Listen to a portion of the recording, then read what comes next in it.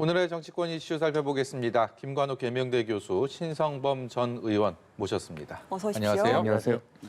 먼저 여론조사 얘기 좀 해보겠습니다. 오늘 한국갤럽의 여론조사 결과를 분석을 해볼 텐데요. 정치 지도자 선호도에 대한 여론조사 결과입니다. 한국갤럽의 여론조사는 자유응답 방식이기 때문에 그동안에 좀 추이에 좀 주목해 볼 필요가 있을 것 같은데 윤석열 전 총장이 많이 떨어졌고요. 그리고 이낙연 예비 후보의 상승세가 눈에 띄네요. 그렇죠. 어떤 이유들이 있다고 봐야 될까요? 지금 갤럽 조사는 거의 한 달에 한 번씩 이렇게 이루어지고 있거든요. 그런데 지금 보면 윤석열 전 총장이 6포인트가 이제 하락을 했어요. 네. 그리고 반면에 이낙연 후보 같은 경우 5포인트, 최재형 후보가 2포인트. 이게 어떻게 설명이 가능하냐면 윤석열 후보의 어떤 지지자들이 이동을 했다. 일부 이제 국민의힘당의 지지자들의 일부가 최재형 후보에게 이제 이동을 한 것이고요. 예. 그리고 윤석열 전 총장이 상승 국면에서 중도층에서 일부가 사실은 윤석열 후보의 지지를 했었는데 이분들이 다시 중도층 영역으로 넘어가거나 또는 이낙연 후보에게 좀 넘어갔다. 뭐 이렇게 좀 해석을 할 수 있을 것 같습니다. 이낙연 후보의 상승세, 그동안에 이재명, 이낙연 갈등이 민주당 대선 레이스의 하나의 큰 축이었기 때문에 두 후보의 어떤 낙폭이 어떻게 될지도 관심이 쏠렸는데 이재명 후보는 사실상 큰 움직임이 없는 반면에 이낙연 후보는 어찌됐든 간에 5%포인트 올랐다. 이 부분에 대한 의미도 충분히 있을 것 같네요. 그러니까 말이죠. 저게 어떻게 보면 민주당의 지금 경선에서 여러 가지 소리가 있습니다만 결국 가장 큰 수혜자는 이낙연 후보다. 이낙연 전 대표 아니냐. 저게 한 달 전보다 5%포인트 올랐다는 그전에 6%였다는 얘기잖아요. 예. 그러니까 더블로 오른 거예요. 2배로 오른 거예요. 11%니까 굉장히 빠르게 오른 거고 아시는 대로 옆에 있는 윤석열 후보는 지난달 6월 달에는 25%였는데 19%로 떨어졌다. 예. 이거는 거의 뭐 6%가 포인트 많이 굉장히 떨어진 거예요. 그러니까 아까 김 교수님 설명했습니다만은 제가 볼 때는 윤석열 후보에서 빠진 부분이 일부는 최재형 후보한테 가고 일부는 또 흩어지겠으면 주력 6%포인트 빠진 상당수는 오히려 중도에 가서 지금 다시 무당층으로 좀 머무르고 있는 거 아닌 게 제 해석이에요. 예. 내년 대선에서 이제 정권 유지를 위해서 여당 후보가 당선되는 것이 좋다가 39%고요. 야당 후보가 당선되는 것이 좋다가 47%. 여기서 또 의견을 유보한 부분이 13%인데 지난 4.7 재보궐선거 직후의 조사와 비교를 좀 해보면요. 당시 야당 후보 당선이 55였고 여당이 34였으니까 격차가 좀 좁혀지긴 했습니다. 어떻게 보시나요? 그렇죠. 굉장히 많이 좁혀지고 있습니다. 55대 34에서 지금 47대 39로 이제 좁혀지는 것인데 이런 부분은 이제 야권 후보들에 대한 어떤 실망감, 확신이 조금 더 이제 약화되면서 나타나는 현상이거든요. 특히나 재보선 결과가 나오면서 정권 심판론이 굉장히 비등했었어요. 그러다 보니까 이제 정권 재창출보다는 정권 교체에 대한 어떤 민심의 흐름이 굉장히 강했었는데 이런 것들이 이제 야권 후보들이 등장을 하는데 뭐 확신이 지금 안 가고 있는 부분들이 여러 나타난다는 그런 민심의 흐름이에요. 그러다 보니까 이런 식으로 점점 격차가 축소되는데 제가 들어오기 전에 좀 찾아봤어요. 그랬더니 2020년 11월 달에는 역으로 여당의 어떤 후보가 당선이 돼야 된다가 49%였어요. 네. 같은 갤럽입니다. 그리고 야당의 후보가 당선이 돼야 된다는 여론이 41%. 그러니까 오히려 이때는 여당이 많았었던 거거든요. 그러니까 이 흐름은 상당히 좀 가변적이다라고 얘기를 할 수 있는 것이고 그런 측면에서 본다면 추세는 정권 재창출 방향으로 조금 더 많이 가 있고 여기에서의 흐름을 반전시키기 위해서는 야권의 후보들이 뭔가 새로운 어떤 부분들을 이 국민들에게 좀 보여주지 않으면 이 추세가 계속 유지될 가능성이 있겠다 이렇게 보는 거죠. 네, 야권 후보에 대한 실망감이 좀 넉 달 만에 격차를 좁혔다라고 하셨는데 의원님께 동의를 하시나요? 제가 볼 때는 가장 큰 것은 아무래도 지금 진행되고 있는 그 민주당 경선, 그 대통령 후보 경선과 그리고 무엇보다 코로나19에 대한 정부의 대응이 그나마 좀 뭐 불만은 있지만 딴 나라에 비하면 나을 거라는 이런 기대. 이렇게 문재인 대통령 지지도와 예. 민주당의 대선 후보 경선이 맞물린 게 가장 크다고 보는 거고 네. 큰 흐름은 저는 오히려 정권 교체 흐름이 지금까지 유지되는 거 언제부터 시작됐느냐. 아시는 대로 작년 12월부터 정권 교체 흐름이 정권 유지 흐름보다는 여당 후보 당선이 좋다는 정권 유지 위해서 이 흐름보다는 작년 12월부터 쭉 벌어졌던 거예요. 그러다가 가장 많이 벌어졌던 게 4.7 재보선 이후에 저 부분 55대 34, 21%포인트로 벌어졌던 것이 좁혀지는 거죠. 계속 좁혀지는 이유는 아까 말씀드렸다시피 민주당의 대선 후보 경선과 문재인 대통령의 지지율이 견고하게 받쳐주는 부분이라고 저는 보는 거고 이 대목이 야당 입장에서는 굉장히 좀 경계해야 될 대목이에요. 저게 21%포인트에서 지금 넉 달 만에 8%포인트로 줄어들었잖아요. 저 부분이 사실 야당, 국민의힘의 지도부나 대선 후보들은 굉장히 경각심을 갖고 봐야 될 부분이다. 적어도 일반 민심에서 다시 말하면 정권 교체를 크게 필요성을 오히려 느끼는 그룹이 조금씩 더 줄어든다는 부분이니까 굉장히 조심스럽게 접근해야 되고 저 대목엔 의미심장하게 받아들여야 된다. 저는 그렇게 생각해요. 예. 민주당 경선 얘기 좀 해보겠습니다. 이재명, 이낙연 후보의 이른바 갈등, 서로에 대한 공세가 점입가경입니다. 이 갈등을 두고 오늘 박용진 예비 후보는 국민들 짜증 지수를 높인다 뭐 이런 표현까지 썼고요. 이낙연 후보는 지역에 내려가서 과열한 이런 상황 좀 자제하려고 하는데 잘 안 된다 생각만큼 뭐 이런 또 토로를 하기도 했습니다. 그래서 검증단을 설치하자 뭐 이런 얘기들을 일부 후보들이 얘기를 했는데 그거 좀 잘 안 되는 분위기인 것 같아요. 현재 이런 갈등 구도들은 어떻게 보고 계십니까? 그 TV 토론 과정에서 정세균 후보가 검증단을 만들자 뭐 그런 얘기를 했었어요. 그러다가 이제 지금 진행이 잘 안 되고 있는데 사실 여러 가지로 쉽지는 않습니다. 지금 야당도 국민의힘당도 검증단을 만드는데 위원장을 누구를 하느냐에 대해부터 논란이 많거든요. 김진표 의원 뭐 얘기 나오고 김진태 전 의원이요? 예, 예. 전 의원. 근데 여기도 마찬가지죠. 왜냐하면 이렇게 검증단을 만들잖아요. 그러면 검증이 안 됐을 때 모든 책임은 당 지도부가 져야 되는 상황이 됩니다. 그러니까 그런 어떤 검증의 과정, 뭐 이런 것들에 대한 어떤 책임에 대한 부담이 사실상 이런 부분들을 꼭 지도부가 져야 되느냐, 뭐 이런 부담감을 피하려고 하는 그런 부분도 있는 것이고 예. 또 한 가지는 지금도 사실은 많이 얘기 나오는 것 중에 하나가 당 지도부가 공정하게 경선 관리하고 있느냐, 뭐 이런 얘기를 하고 있는 거예요. 네. 그런데 이런 식으로 이 지도부의 개입이 늘어나면 늘어날수록 사실상 공정 관리 논란을 더 이렇게 증폭될 수가 있는 부분이거든요. 네. 그러니까 지도부에서는 오히려 캠프끼리 그냥 검증하고 그런 선에서 해결을 보는 것이 맞다 이렇게 보는 건데 저는 이제 이거는 뭐 지도부의 말이 맞다라고 생각하는 이유가 지금 이재명, 이낙연 후보의 둘 캠프 간의 어떤 사실 논쟁이 심한 것이지 다른 후보들은 그 정도까지는 수위가 올라가 있지 않거든요. 그러니까 네거티브의 수준. 까지 지금 전개되고 있는 이 상황은 두 캠프에서 지금 만들고 있다고 본다면 두 캠프가 어느 정도 자제 능력을 갖고 뭐 경선을 치른다 그러면 이 문제는 굳이 검증단을 만들 필요는 사실 없는 거거든요.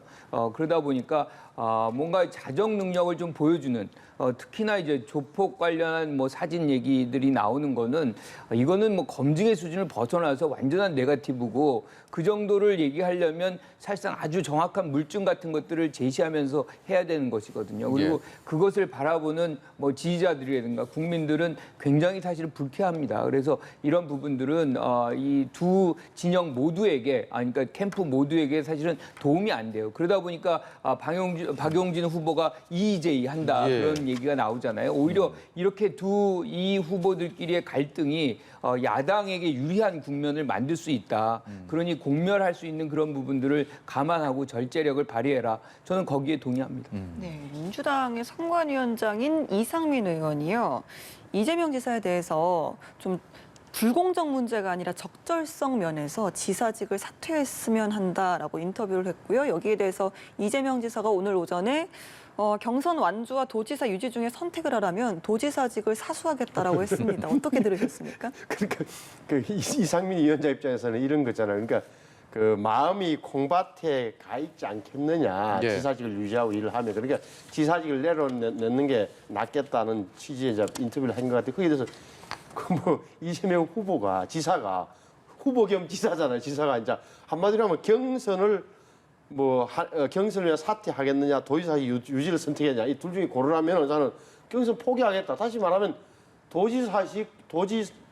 도지사직을 계속 유지하겠다. 절대 내려놓지 않겠다는 걸 정확히 한 거죠. 왜 그러냐면 보십시오. 근데 지금 일부 다른 진영에서는 약간 의심을 하잖아요. 그러니까 도지사 직위를 유지한 채 하는 불공정이다. 도지사 직위와 갖는 집행력을 활용해서 선거운동을 하고 있는 의심을 한단 말이에요. 또 그런 측면이 증거는 찾기 힘들지만 절기는 듯한 그런 태도도 있잖아요. 예를 들어서 경기도에만 100% 재난지원금을 주겠다고 하면서 시장 군수들과 함께하는 모습이라 이런 거 볼 때 다른 캠프에서 보면 굉장히 좀 불공정하다고 느낄만 하죠. 하지만 이재명 후보 입장에서 지사직을 갖고 있고 이렇게 하는 게 훨씬 더 수월하고 쉬운 건데 지금 내놓을 이유가 없다고 보는 거고 법적으로 본다면 아시는 대로 석 달 전, 선거 석 달 전. 그러니까 12월 9일, 올해 12월 9일까지 내놓으면 되는 거잖아요. 그러니까 경선에서 당선이 되면 후보가 되면 내놓는 거 아니면 또 계속 유지할 수 있고 양수 겸장이니까 내놓을 이유가 없다고 정확하게 정치공학적으로도 그렇고 현실적으로도 자기 딱 입장을 정리한 거죠. 저는 좀 다르게 해석을 하거든요. 그러니까 이상민 위원장의 그 콩밭에 가 있다는 문제 발언도 사실은 지금 경선을 치르는 와중에 있다 보면 도정에 좀 공백이 생기지 않겠느냐 뭐 이런 취지로서 얘기를 하는 것이지 거기에서 어떤 지사직을 활용해가지고 선거에 유리한 뭔가를 이용하려고 하는 그런 것의 의미가 더 강하다고 생각하진 않아요. 네. 그런데 이제 그런 측면에서 거의 단언적으로 지금 이재명 지사는 거부를 한 거거든요. 그러니까 이 부분은 사실 선출직이거든요. 경기도민에 의해서 선출된 것이고 선출직이 이 뭔가 직위를 자기가 내려놓고 유지하고의 그 선택의 문제는 사실상 선관위원장이 경선위원장의 권한은 아니거든요. 네. 압박하지 말라는 그런 메시지라고 저는 해석을 해요. 이게 나는 지사직을 유지하겠다 뭐 그런 것보다는 나 지금 잘하고 있고 병행하면서 최선을 다하고 있는데 그런 것까지 개입하는 것은 나는 원하지 않는다. 나는 수용 못한다. 뭐 그런 메시지로 만약에 선택하라 그러면 이제 뭐 지사직을 유지한다는 그런 얘기를 하는 것이지 결코 뭐 실질적으로 지금 지사직을 계속 유지하고 뭐 경선을 그만두겠다 뭐 그런 취지는 아닌 걸로 해석합니다. 의문일 수는 있는데요. 그렇다면 지사직을 유지하고 있는 것이 대선 경선을 하는 데 있어서 굳이 유불리를 따진다면 어느 쪽에 좀 더 무게감이 있다고 보십니까? 저는 그 둘 다 그 약점도 있고 강점도 있다고 생각을 해요. 사실은 지사직을 지금 코로나 상황 같은 이런 상황 속에서 유지한다는 것은 자기의 시간을 좀 더 할애를 해야 되는 것이거든요. 그러니까 시간상으로 본다 그러면 어느 정도 이제 손실이 있는 거지만 그래도 지사 프리미엄이라는 건 분명히 존재하거든요. 네. 우리가 이제 미국으로 가면 현직 대통령이 또 다시 뛰지 않습니까? 그거를 내가 선거에 나가니까 그냥 내려놓고 중도에 포기하고 선거를 치르진 않아요. 네. 끝까지 자기 임기를 가져가는 겁니다. 그래서 여기도 사실은 가져갈 수 있는 데까지 가져가고 90일이 마지막 선이거든요. 네. 그러니까 저는 그거는 본인에게 주어진 명령인 것이고 위임된 기한이기 때문에 채우는 것이 맞다라고 생각을 하죠. 반면에 원희룡 전 지사가 됐죠. 원희룡 그렇죠. 전 지사는 똑같은 조건인데 지사직을 내려놨단 말이죠. 원지사가 취했던 환경은 다르죠. 7년 동안 했지만 그 좁은 제주도에 갇혀 있다 보니까 중앙 무대와 특히 중앙 언론의 노출 빈도가 없었기 때문에 이 손해 봤다고 많이 느꼈고요. 그래서 원희룡 전 지사가 필요했던 것은 당시는 배수진이에요. 배수진. 자, 모든 걸 불사르고 이제 예. 전면적으로 나서야 된다는 그 생각 때문에 자기도 여러 번 도민들에게 미안하다 그러면서 그 지사직을 던졌던 거고. 근데 거기에 대해서 이제 이재명 지사는 제가 볼 때는 갖고 있는 게 지사직을 갖고 대선 후보 예비 경선에서 선거운동하는 게 훨씬 유리한 거예요. 예, 그렇군요. 알겠습니다. 이번 국민의힘 얘기 좀 해볼 텐데요. 국민의힘 대선 경선 버스라고 이준석 대표는 얘기를 합니다. 이달 말에 출발을 할 것이다라는 것이 현재 뭐 그렇게 예측을 할 수 있는 상황인데 이게 좀 출발도 하기 전에 좀 갈등들이 좀 있는 것 같습니다. 이준석 대표 관련된 목소리 먼저 듣고 오겠습니다. 어떤 캠프 같은 경우에는 익명 인터뷰로 아니 왜 오라가라 하냐 이런 식으로 반응하는 분들도 있거든요. 네, 저는 그거는 다 그런 거 국민들이 총체적으로 평가할 거로 보이고요. 예. 정확히 말씀드리면 봉사활동이나 아니면 당내 경선 일정은 제가 정하는 게 아닙니다. 네네. 경선 준비위원회가 서병수 위원장의 영도 하에서 이제 다 따는 건데 말 그대로 거기에 대해서 저한테 오라가라가 하냐 이런 식으로 이해하는 거는 그냥 말 그대로 저도 경선 때 보는 특이한 광경이긴 합니다만은 경선 캠프 측에서 당대표를 공격해서 얻는 게 뭐가 있으며 역사적으로 그런 일이 있었는지 저도 궁금합니다. 저는. 예. 네, 윤석열, 최재형, 홍준표 후보도 유력 주자들이 최근 봉사활동 행사에도 불참을 했고요. 이번엔 예비후보 회의도 불참을 했습니다. 당 지도부가 체면을 구겼다 이런 목소리 나오고 있는데 주자들과 또 지도부 간의 힘겨루기로 비춰지고 있는데 어떻게 보시나요? 우선 그게 하나하나에 한 분 한 분의 아마 사정들은 다 있었던 것 같은데 결론적으로 이야기하면 당이 처음 마련한 그게 당대표가 됐건 경선 준비위원회가 됐건 간에 공당에서 처음으로 공식적으로 마련한 대선 후보들의 행사에 이른바 지지율이 높은 사람들이 다 빠졌다는 것은 어떻게 보면 모양새는 조금 안 좋은 거고 당 전체를 보다 손해죠. 근데 저는 기본적으로 이런 생각을 했는데 그런 뭐라 그럴까 이게 행사 자체가 예. 기획을 잘 해야 되는데 제가 볼 때는 봉사활동이라고 하지만 적어도 열 몇 명이 되는 대선 후보들에게 맞는 행사였을까 하는 생각이 들더라고요. 예를 들어서 아무리 의도가 좋더라도 대선 후보들이 좀 특장을 드러내는 그런 게 돼야 되는데 쪽방촌에 가서 봉사활동 한다는 좋은 이름 하에 어떻게 보면은 죄송합니다만 시의원, 구의원 출마하신 분들이 선거 때 하는 그런 행식으로 하니까 대선 후보들이 그냥 사진 찍히는 것 외에는 특별하게 안 보인단 말이에요. 이런 식은 희화화되는 거예요. 어떻게 보면 이게.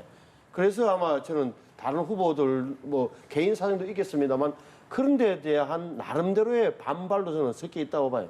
네, 특히 또 윤 전 총장 같은 경우는 입당부터도 또 기습 입당이다라고 해서 그렇죠. 삐걱거림을 보여주기도 했고 또 친윤계 정진석 의원이 결국 주인공은 후보들인데 지도부가 아니다라는 또 저격글을 남기기도 했습니다. 그런데 지금 말씀을 좀 이어서 제가 말씀을 네. 드리면 그러면 그 행사에 참여했던 8분, 9분 이제 쪽방촌 봉사활동은 8분만 참석하셨어요. 그리고 어제 이제 그 회의는 네. 9분 참석하시고 그럼 그분들은 뭐가 되는 건가요? 이렇게 당원이 된다는 거는 사실은 그런 어떤 지지 계층을 힘을 얻고 또 보호를 받고 등등의 어떤 본인이 누릴 수 있는 권리도 있지만 사실 예. 당원으로서 해야 되는 의무도 있는 것이거든요. 이렇게 경선을 출발하는 이런 장면에서 협조를 한다 그러면 오히려 지지율이 높은 분이 나와가지고 이렇게 한다 그러면 훨씬 더 좀 멋있어 보이지 않을까요? 그런데 거기에서 나는 원어브댐이 싫어. 나 지지율이 더 높고 이렇게 다른 사람과 같은 대우받는 거 원하지 않는다라고 하면 예. 결국 이런 식으로 해석될 수 있는 거거든요. 그래서 저는 지금 이준석 대표가 30대 대표로서 야심차게 시작했기 때문에 오히려 이렇게 당 대선을 이제 지원하고 있는 후보들이 힘을 모아준다 그러면 그 당이 훨씬 더 힘차 보이고 그럴 텐데 이 시작부터 이렇게 삐걱거리는 모습은 지지자들 굉장히 불안해하는 모습일 것이다 이렇게 생각합니다. 예, 이 윤석열, 최재형 두 후보에 대해서 일단은 국민의힘에 들어왔기 때문에 저런 자리에 안 나오는 것에 대한 좀 불만의 표시일 수도 있겠고요. 또 내부적인 견제일 수도 있겠지만 같은 야권 주자들의 어떤 공세가 본격화되는 것 같습니다. 홍준표 전 대표 같은 경우는 공부 좀 더 하고 준비 좀 더 하고 준비되면 나와라 이런 얘기까지 했고요. 원희룡 예비 후보는 윤석열은 위험하고 최재형은 너무 막연하다 이런 또 비판을 하기도 했습니다. 이제 국민의힘도 8월 30, 31일 후보 등록을 정식으로 하게 되면 이때 이제 이른바 경선 열차가 출발하게 되는 거죠. 그렇게 되면은 지금 민주당에서 벌어지고 있는 검정 논쟁처럼, 검정 공방처럼 진행될 수밖에 없는 네. 구조로 가는 거죠. 특히나 정치화를 안 했던 윤석열 전 검찰총장 그리고 최재형 전 감사원장에 대해서는 집중될 수밖에 저는 없다고 생각해요. 그걸 또 이겨내야 되는 거고. 근데 지금 윤석열 전 총장의 경우는 아시는 대로 굉장히 어떻게 보면 처음엔 처가 리스크 이른바 처가 리스크에 시작해서 지금은 본인이 말 실수랄까? 네. 그래서 말 한 말씀 하시고 나면 대변인단이나 캠프 사람이 와서 뒤를 수습하는 이런 게 계속 이어지고 있단 말이죠. 이것은 제가 볼 때는 좀 이것이 한두 번 계속되면 지금은 그나마 정권 교체에 대한 열망 그리고 당 안팎의 대세론 때문에 버텨주고 있지만 이게 한두 번의 실수가 계속될 경우에는 굉장한 뭐랄까 지지율 하락을 좀 가져올 수 있는 위험 요소를 갖고 있다. 아까 보셨지만 한 달 만에 9%포인트가 빠졌잖아요. 예. 여기는 안 나옵니다만 제가 언론을 보니까 지역적으로 빠진 게 굉장히 중요해요. 예를 들어 수도권에서 많이 빠지고 경기도 인천, 서울, 경기도 인천에서 많이 빠졌다는 부분. 심지어는 대구 경북에서도 지지율이 꽤 7%포인트가 빠졌더라고요. 이제 갤럽을 한 번 더 뒤져보니까. 예. 저런 대목은 굉장히 윤석열 후보 입장에서는 가장 지지율이 높은 후보는 하지만 불안 요소를 아직도 갖고 있다는 대목을 명심을 해야 돼요. 그렇게 아주 완벽한 구도가 아직 아니라는 거죠. 그래서 저는 말씀드리고 싶은 게 급락은 하지 않을 거다. 하지만 우리 어른들 하는 말 옛날에 뭐 가랑비에 옷 젖는다, 뭐 잔매에 장사 없다 이런 식으로 말 실수가 계속되다 보면 굉장히 위험에 처할 수 있다는 점을 꼭 지적하고 싶습니다. 국민의힘 경선 본격화되면 지금의 민주당에 못지않은 그런 갈등이 불거질 요인이 충분히 있다 이렇게 보십니까? 더 있을 것 같다고 봐요. 지금 홍준표 전 대표 같은 경우는 의원 같은 경우는 아예 경고를 지금 하고 있습니다. 네. 특히나 이제 가장 지지율이 높은 윤석열 전 총장에게 이 검증에 대한 어떤 칼을 세우겠다는 것을 지금 여러 차례 걸쳐서 얘기를 하고 있고 예. 특히나 뭐 유승민, 원희룡 후보들 모두 다 굉장히 오래 정치를 하셨던 분들이거든요. 그래서 지금 뭐 최재형 전 원장이라든가 윤석열 전 총장 준비를 하고 시작을 하겠지만 그렇게 만만치 않은 경선 그리고 검증 과정, TV 토론이 될 수밖에 없다라고 봅니다. 예. 네.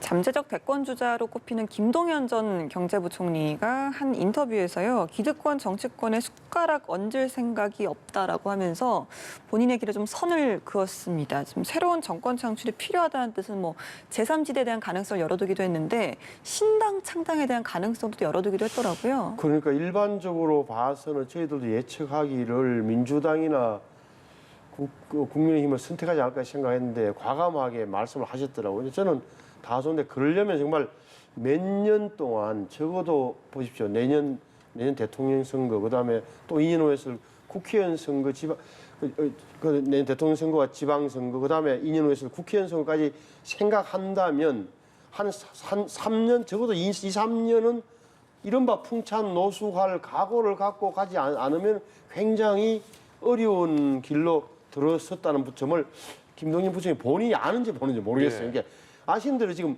다들 중도가 다 빠져나가 버리고 심지어는 안철수 대표만 국민의당만 남아 있는 상황이잖아요. 그러니까 중도를 이야기했던 윤석열 전 총장도 국힘으로 들어가 버리고 이런 상황에서 다시 한번 바깥에서 정치 세력 교체를 내걸고 심지어는 신당을 만들겠다. 이게 굉장히 어려운 현상인데 저는 감히 말씀드리겠는데 2, 3년 적어도 3년 정도는 찬바람 맞고 서러움 당할 각오하고 그런 이야기를 해야 된다. 그 길을 나서야 된다는 점을 꼭 좀 말씀드리고 싶습니다. 앞으로 2, 3년 정도는 필요한 길이라고 했는데 사실 이제 대선 기간은 7개월 정도 남았고요. 의미 있는 지지율이 좀 나와야 가능한 일 아니겠습니까? 그렇죠. 사실은 뭐 김동연 전 부총리가 틀린 말씀 하시지는 않아요. 근데 얼마나 이제 현실성이 있느냐의 문제로 간다 그러면 저는 좀 회의적으로 봅니다. 그러니까 정치는 사실 명분과 뭐 세력 뭐 이런 것들이 다시 겸해가지고 이루어지는 것인데 지금 세력도 없고요. 또 뭐 말씀은 이제 뭐 이런 새로운 어떤 정치를 규합한다고 하지만 그것을 어떻게 하느냐, 어떤 정치, 뭐 새로운 정치를 말씀하시지만 어떻게 그걸 만들어낼 것이냐는 방법론에 있어서는 굉장히 막연하게 지금 들리고 있거든요. 그러니까 그것을 가시적으로 보여주지 않는 한은 계속해서 국민들도 그럴 수는 있겠지만 참 이 실현성에 대해서는 좀 확신이 안 간다. 뭐 그런 생각을 계속해서 가질 수밖에 없는 것 아닌가라는 아쉬움이 있습니다. 예. 신영께서는 2, 3년 정도의 풍찬 노숙이 아니라 정말 7개월 안에 제3지대에서 독자적인 출마 가능성 얼마나 있다고 보십니까?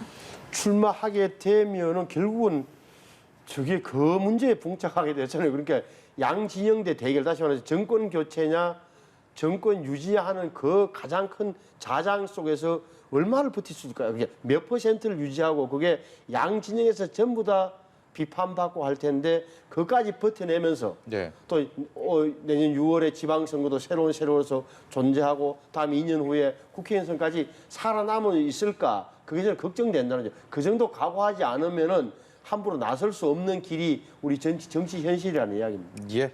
오늘 말씀은 여기까지 듣도록 하겠습니다. 지금까지 김관욱 계명대 교수, 신성범 전 의원이었습니다. 고맙습니다. 고맙습니다.